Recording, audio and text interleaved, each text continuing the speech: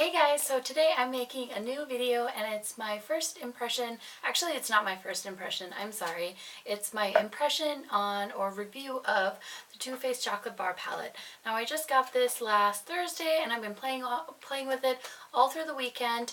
I had given you a few thoughts of when I first got it and I was really loving it.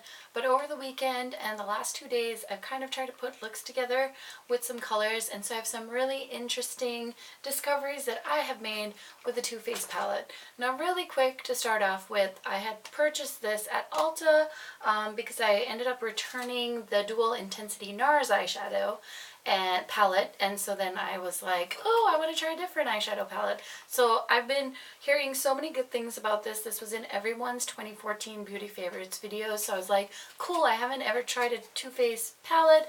Everyone seems to love the chocolate bar, so I went ahead and purchased it. And so I have been playing with it for a couple of days now, and I just, my outlook on the palette has really kind of changed. First of all, this plastic sheet, when I first got it, I was like, I don't know why everyone's complaining. I don't think it's super big deal that the names aren't on the palette, but honestly, it is kind of annoying, especially when I'm talking to you on camera right now. It's really hard for me to figure out where all the colors are. So they could have probably just worked on putting the colors names on the palette, because a lot of the palettes I do own and love do have the names on there. So for that purpose, that's my gripe one with this palette. The second thing is, I love the colors Marzipan and Creme Brulee, and let's see, and maybe like Salted Caramel, I think is this color. But other than that, do I have it? I think I have it flipped around again. I swear to God, I can't ever. Okay, sorry. I like the colors Marzipan, Creme Brulee, and White Chocolate. And also Salted Caramel. Those are colors that you know you're going to like. They're pretty standard in any palette. It's these bronzy taupey shades that just are universally flattering to most people. So those are the colors I was using when I talked to you the last time about this palette. But since then, I've kind of branched out, tried Candied Violet, Strawberry Bonbon. I gave Cherry Cordial a shot, the Black Forest Truffle. So I was playing with those colors over the last 2 days, and I was just really disappointed. Cherry Cordial, which is, I believe, this burgundy shade on the palette, it does not transfer that shade. I mean, you literally have to layer, like, to get this color, you would have to layer the crap out of it. Now, I rub my finger in it back and forth, but the thing you have to know about when you watch YouTube videos, and this is something that most people don't very clearly explain when you're watching their YouTube channels, is a finger swatch is not the same as what it's going to look like on your eyelid. Because you're putting so much pressure on the eyeshadow, you can make these swatches look super pigmented without meaning to. And I think sometimes that can be really deceptive for people watching, because then you see the pigmentation and you're like, oh my God, that's so insane. That's kind of how I feel about the ColourPop shadows too. They look super pigmented on your finger, but to transfer that pigmentation from your finger to your eyelid takes a lot more work than is kind of worth the effort for me. So this is how I felt about these ones too. And then also the fallout is terrible on this palette.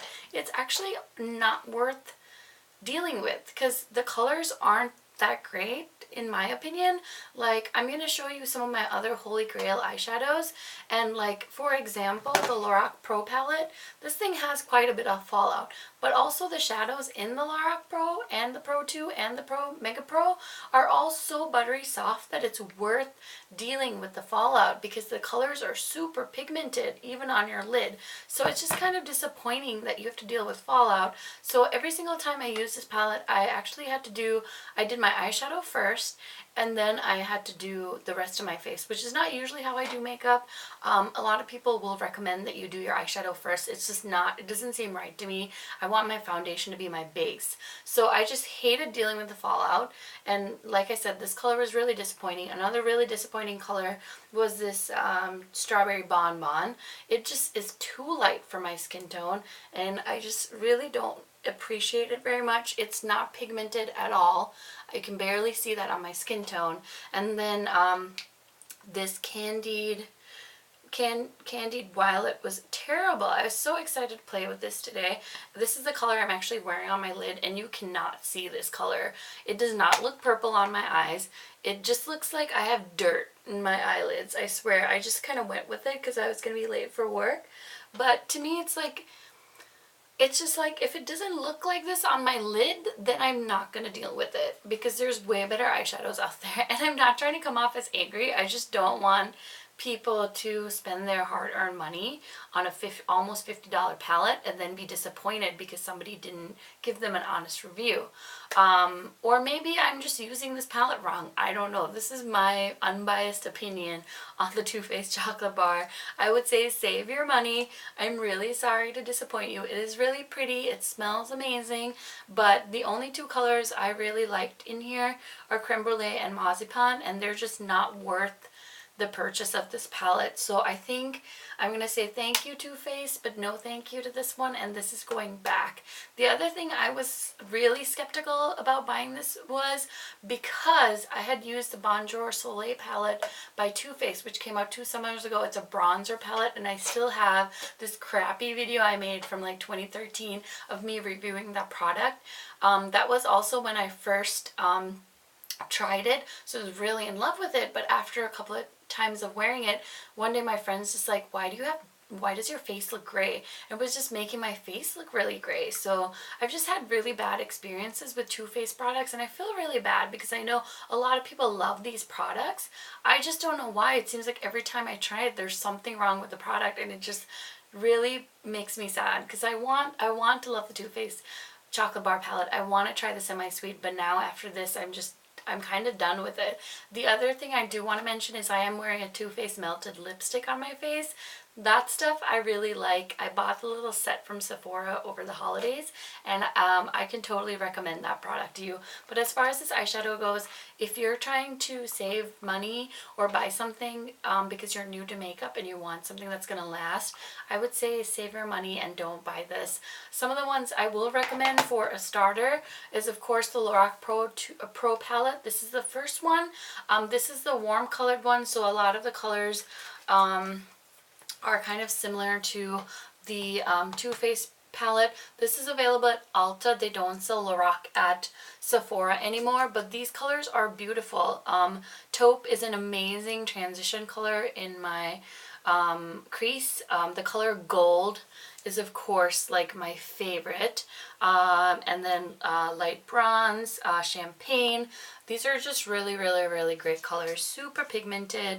I can't get enough. I'm gonna, like, I don't even have to like rub my finger hard in Gold. I can just tap my finger and it'll put some color on my finger, whereas with the Too Faced, look at how, like, I literally just tap my finger, and that's how much pigmentation is in the Lorac. So I think what's going to happen is I'm probably going to take the Too Faced back to Ulta, return it, and I'm probably going to end up with the unzipped palette because I know the new unzipped gold palette came out, so I'm probably going to end up trying that out, or I'm going to try out the Vice limited edition palette that just came out at Ulta. But anyway, so this is the Lorac Pro palette. I know everyone talks about this palette, but it is really worth the hype.